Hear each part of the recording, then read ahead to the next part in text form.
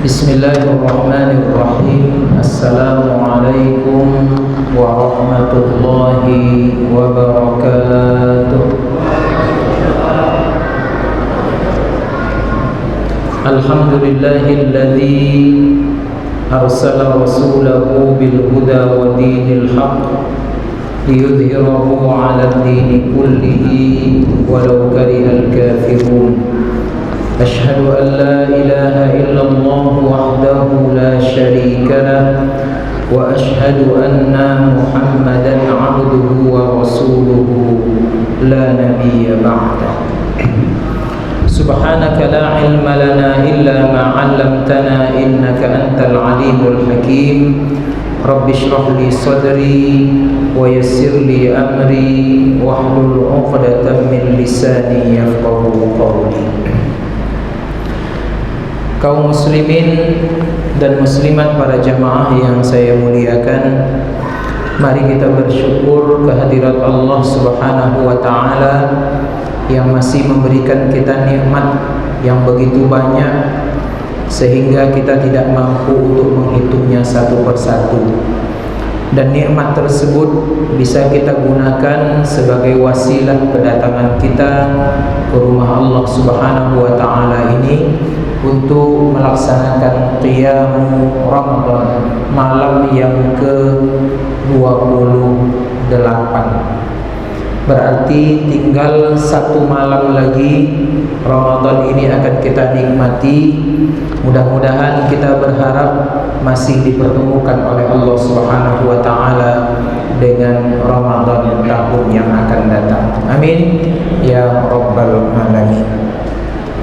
Salawat dan salam marilah kita sampaikan dan kita aturkan kepada junjungan alam Nabi Muhammad sallallahu alaihi wasallam dengan mengucapkan lafaz salawat, Allahumma salli ala sayyidina Muhammad wa ala ali sayyidina Muhammad. Assalamu alayka ya Rasulullah. Mudah-mudahan kita semua kelak di hari akhirat yang akan datang akan mendapatkan syafaat dari beliau. Amin ya rabbal alamin. Bapak Ibu yang dirahmati Allah Subhanahu wa ta'ala, 2 malam yang lalu judul tausiah kita adalah berdagang dengan Allah. Malam hari ini judul tausiah kita adalah berinvestasi, masih dalam perdagangan. Dan investasi ini adalah investasi yang begitu menguntungkan bagi kita, sehingga walaupun kita tidak mampu lagi beramal ibadah nanti, karena memang tak lagi ada kesempatan, karena sudah masuk ke dalam kubur, sudah jadi tanah, sudah jadi mayat, sudah jadi tulang belulang. Tetapi pahala yang kita harapkan tetap mengalir. Sampai ada orang yang mengatakan orang yang paling berbahagia itu adalah orang yang tak lagi mampu beramal ibadah tetapi tetap mendapatkan pahala. Inilah yang paling kita tunggu-tunggu. Pada saat orang yang paling menyedihkan itu adalah pada saat dia beramal tapi amalnya itu tidak mendapatkan balasan apa-apa dari Allah Subhanahu wa ta'ala.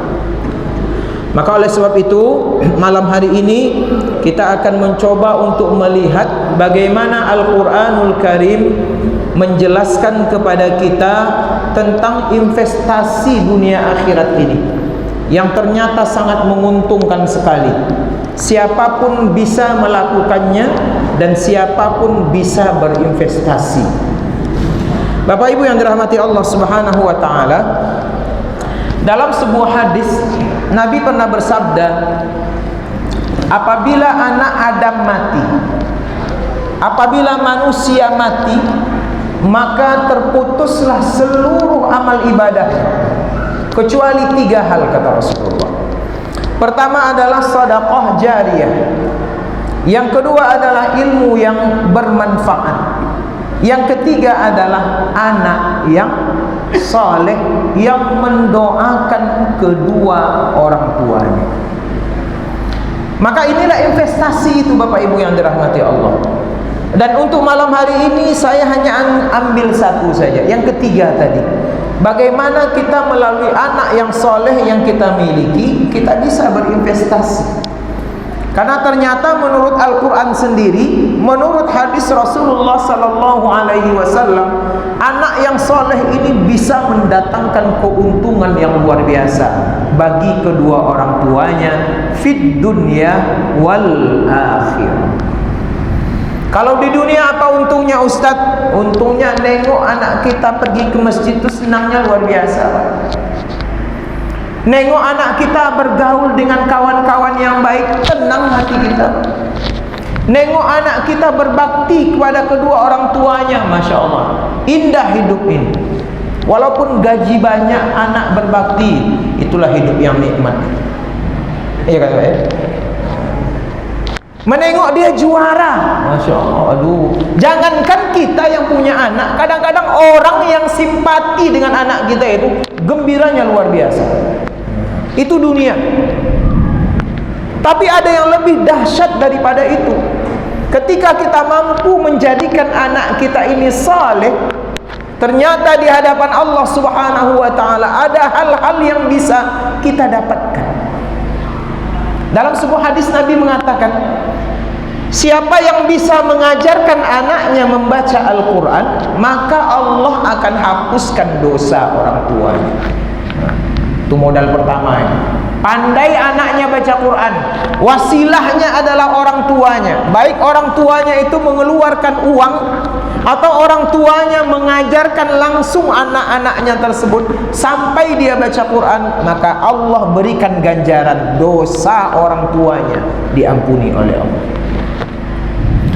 Yang kedua kata Nabi, siapa yang mampu membuat anaknya hafizul Quran, bisa menghafal Quran, Pak. Berapa juz Ustaz? Ya, maksimal 30 juz, tak lebih daripada itu. Kalau kurang Pak Ustaz, tentu kalau kurang juga keutamaannya ya. Hafal itu hafal semuanya 30 juz. Maka kata Nabi, orang yang mampu membuat anaknya bisa menghafal Al-Quran, orang tuanya, ayahnya, ibunya pada hari kiamat akan Allah bangkitkan dalam keadaan wajahnya seindah bulan purnama. Ini keuntungan yang kita dapatkan. Maka Allah Subhanahu wa Ta'ala mengajarkan kita bagaimana kita bisa mencetak anak yang soleh ini dari kisah-kisah yang Allah tunjukkan kepada kita, dari apa yang sudah terjadi kepada nabi-nabi Allah Subhanahu wa Ta'ala. Nabi-nabi Allah, siapa diantaranya? Nabi Ibrahim alaihissalam, Nabi yang paling rajin, Pak. Nabi yang paling rajin berdoa untuk meminta anak soleh dengan segala macam karakternya itu adalah Nabi Ibrahim. Saya ulang kembali, doa Nabi Ibrahim yang bisa menjadi bagian daripada munajat kita, doa kita, harapan kita yang kita tujukan kepada Allah Subhanahu wa Ta'ala. Yang pertama, Nabi Ibrahim itu selalu berdoa dengan ucapan ini, Rabbi habli minas salihin.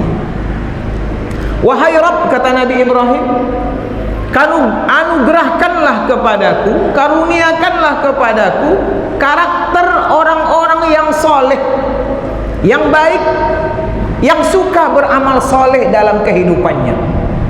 Maka hasil daripada doa ini apa? Nabi Ibrahim dapat 2 orang anak yang solehnya tidak ada bandingannya, Bapak dan Ibu. Dibandingkan anak kita, oh jauh sekali, Pak. Dibandingkan cucu kita, jauh sekali. Anak kita disuruh ke masjid, belok kanan dia, Pak. Sampai kemana? Ke game online. Anak kita disuruh ke sekolah, ujung-ujungnya sampai ke game online. Banyak kadang orang tua bilang, payah anak kami Ustaz, disuruh sekolah, gurunya nelpon, anak ibu belum sampai ke sekolah. Dicari sekolah tidak ada. Ketika dicari, dapat di tempat game online. Pada saat yang sama anak Nabi Ibrahim disuruh untuk mati, maka dia serahkan nyawanya satu-satunya. Begitulah dahsyatnya kesolehan Nabi Ismail alaihissalam. Dari mana awalnya? Dari doa, Pak. Doa yang selalu diucapkan Nabi Ibrahim, Rabbi habli minas salihin. Wahai Rabb, berikan aku anak yang saleh, anak yang berkarakter baik, anak yang suka mengerjakan kebaikan dalam kehidupan mereka, sehingga mereka tumbuh jadi anak yang saleh, jadi pria yang saleh, jadi orang dewasa yang saleh, dan insya Allah akan menurunkan keturunan-keturunan yang saleh. Itu anak pertama. Anak yang kedua, Nabi Ibrahim dapat anak yang bernama Nabi Ishak alaihissalam. Ini solehnya luar biasa ini. Dipuji oleh Allah Subhanahu wa taala, wa nabiyyam minas salihin. Nabi Ishak ini termasuk nabi yang saleh. Yang mengatakan soleh itu bukan manusia saja, tapi yang mengatakan soleh itu adalah Allah Subhanahu wa taala. Maka mulailah dengan doa tadi. Dalam doa kita minta kepada Allah, wahai Rabb, hablana minas salihin. Berikan kepada kami anak-anak yang saleh, anugerahkan kepada kami anak-anak yang saleh. Itu yang pertama, doa Nabi Ibrahim. Yang kedua, Bapak Ibu yang dirahmati Allah, doa Nabi Ibrahim itu adalah Rabbi ja'alni muqimas salati wa min dzurriyyati Rabbana wa taqabbal du'a. Rabbi ja'alni muqimas salah. Wahai Rabb, wahai Allah, jadikan diriku orang yang selalu istiqamah mendirikan salat. Itu permintaan. Nabi Ibrahim sudah rajin salat, sudah jadi nabi, rajanya amal soleh, tapi masih meminta kepada Allah agar diberikan keistiqomahan di dalam beribadah. Dan beliau tidak melupakan keluarganya, tidak hanya sibuk untuk mengurus dirinya, tapi juga beliau selalu mendoakan anak keturunannya, jadikan juga ya Allah dzurriyyati, anak-anakku, cucu-cucuku, keturunan-keturunanku adalah orang-orang yang mendirikan salat. Karena Nabi Ibrahim tahu, Bapak dan Ibu, kalau sudah salat yang kita kerjakan sudah menjadi bagian karakter kehidupan kita, insya Allah hidup kita lurus, insya Allah perilaku kita bisa dikontrol, insya Allah kita menjadi orang-orang yang taat kepada Allah Subhanahu wa ta'ala. Itu syaratnya. Karena dalam ayat lain Allah memberikan rasa was-was kepada kita, di mana kata Allah suatu ketika nanti akan ada orang yang adha'us shalah fa khalafa min ba'dihim khalfun adha'us shalah. Sepeninggal kalian nanti kata Allah, kalau kalian tidak berhati-hati, kalau tidak cemas, kalau tidak mempersiapkan, maka yang terjadi adalah ada orang, ada keturunan kalian nanti yang adha'us shalah. Mereka menyia-nyiakan salat, mereka meremehkan salat, mereka tidak mau mengerjakan salat. Salat jadi barang yang aneh bagi mereka, Pak. Apa contohnya, Ustaz? Dah mulai, Pak, buka bersama. Ada buka bersama nih, di kafe, di rumah makan, salat maghrib indah dah, Pak. Sampai datang waktu isya juga tidak salat maghrib. Artinya apa? Puasa iyo, salat indah. Ini kan bahaya nih. Puasa jalan tapi salat tidak. Tidak bisa. Walaupun salat tidak membatalkan puasa, tetapi salat tidak bisa ditinggalkan apapun keadaannya, apalagi hanya sekedar berbuka bersama, Pak. Itu banyak kita saksikan. Saya mencoba menengok beberapa karakter, ternyata mereka sibuk makan. Sudah datang waktu sholat isya, yang makan ini masih tetap. Kapan sholatnya? Dia duduk di tempat yang sama sebelum berbuka, waktu berbuka, sesudah berbuka, sampai datang sholat isya. Itu dia. Maka kata Allah, orang yang meninggalkan sholat dengan sengaja, maka yang terjadi adalah wattaba'us syahawat. Yang mereka terjadi nanti adalah mereka akan ikut nafsu syahwatnya. Mereka akan ikuti iblis yang mengajak mereka untuk durhaka kepada Allah.